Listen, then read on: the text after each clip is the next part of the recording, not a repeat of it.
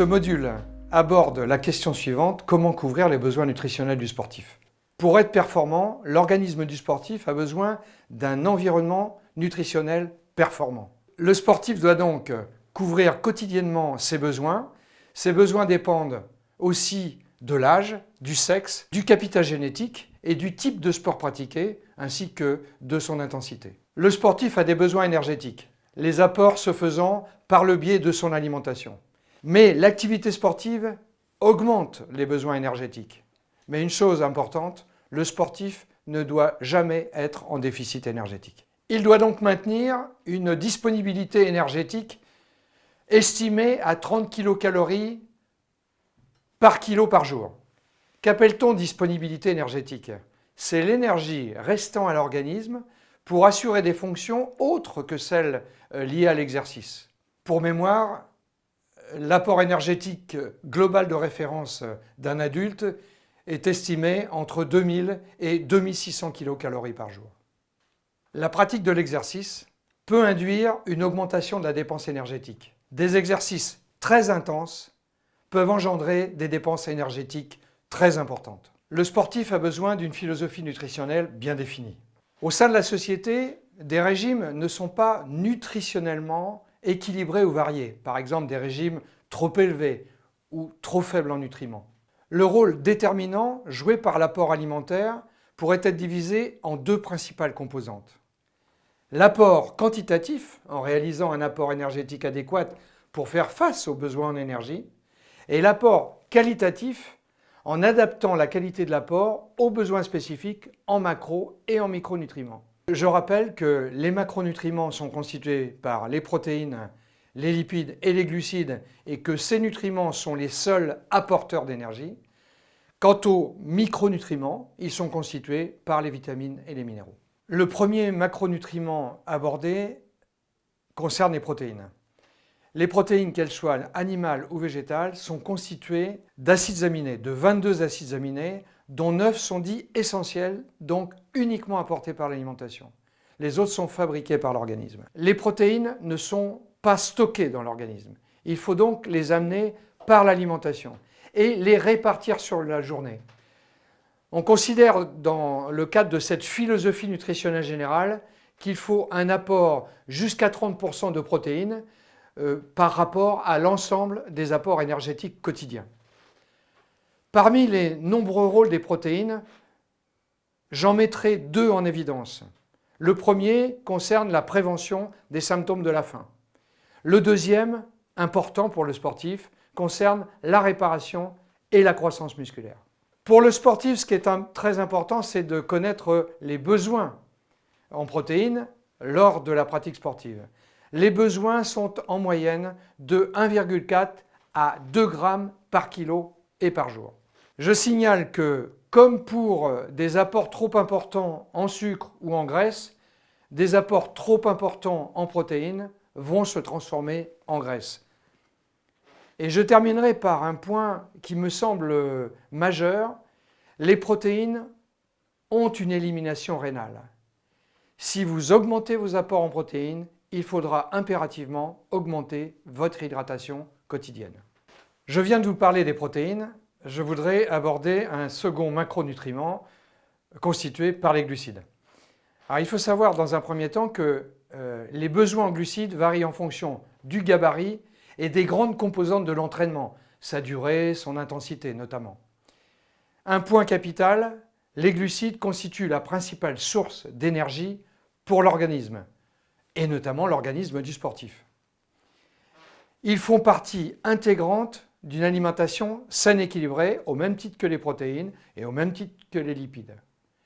Ce qui est important, c'est qu'il ne faut pas avoir des apports quotidiens globaux en glucides inférieurs à 40%, justement parce que les glucides sont une source très importante d'énergie, et notamment chez le sportif. Alors, le rôle des glucides en dehors de cet apport énergétique, eh bien, ils permettent le remplacement au sein de l'organisme du glycogène qui va être utilisé pour l'énergie et surtout pour le maintien d'une glycémie normale. Concernant cette ces réserves en glycogène. Il faut savoir que des apports entre 8 à 12 grammes par kilo par jour de glucides maximalisent les réserves en glycogène. Point très important, les excès de glucides, comme les excès de protéines, comme les excès de lipides, peuvent entraîner une surcharge pondérale. Et à l'inverse, toute carence en glucides peut entraîner une hypoglycémie ou une dégradation musculaire par transformation des protéines en glucose. Alors quant aux grandes sources de glucides, vous les connaissez tous et toutes. Il s'agit des fruits, des légumes, des céréales et des sucres bien évidemment. Je viens de vous parler des glucides. Suite aux protéines, le troisième macronutriment est constitué par les lipides. Il faut savoir que les lipides sont essentiellement apportés par l'alimentation. Dans l'organisme, ils ont plusieurs rôles. Un rôle de réserve énergétique, un rôle de composition des membranes de nos milliards de cellules. Et le troisième rôle qui me paraît très important, c'est un rôle de véhicule des grandes vitamines, les vitamines A, D, E, K. Ces vitamines, d'ailleurs, sont appelées des vitamines liposolubles. Alors, quels sont les besoins en lipides? Les besoins en lipides sont de l'ordre de 30% chez le sportif, 30% des apports quotidiens énergétiques. Il est déconseillé de descendre en dessous de 25% d'apport, soit en dessous de 1 à 2 grammes par kilo par jour, chez le sportif, bien évidemment. Alors, comme pour les glucides, comme pour les protéines, il peut y avoir des excès. Les excès d'apport lipidique peuvent conduire à la surcharge pondérale, avec d'autre part une majoration du risque cardiovasculaire. Les sources de lipides sont constituées entre autres des fruits à coque, des poissons, des avocats, des huiles végétales, de l'orge, de l'avoine. Les micronutriments, que sont les vitamines et les minéraux, participent à de nombreux mécanismes physiologiques liés à l'exercice sportif. Ils ont un rôle majeur dans ces mécanismes physiologiques qui se passent au sein des milliards de cellules constituées par notre organisme. Et au sein de ces cellules, ils participent à la transformation des nutriments en énergie. Alors, en présence d'oxygène, bien évidemment, que nous respirons, et avec rejet de gaz carbonique. Deux points sont importants. Les vitamines et les minéraux n'apportent pas d'énergie. D'autre part, ils sont très actifs à faible dose. Le sportif doit consommer des aliments à forte densité nutritionnelle, des fruits, des légumes, des produits laitiers, des produits de la mer. Et il faut savoir qu'un déficit en vitamines et en minéraux peut altérer la performance sportive. Je viens de vous traiter des macros et des micronutriments. En guise de conclusion, je tiens à vous préciser que la couverture des besoins du sportif doit correspondre à un équilibre alimentaire individualisé. Donc, il va falloir que le sportif gère parfaitement bien sa journée nutritionnelle.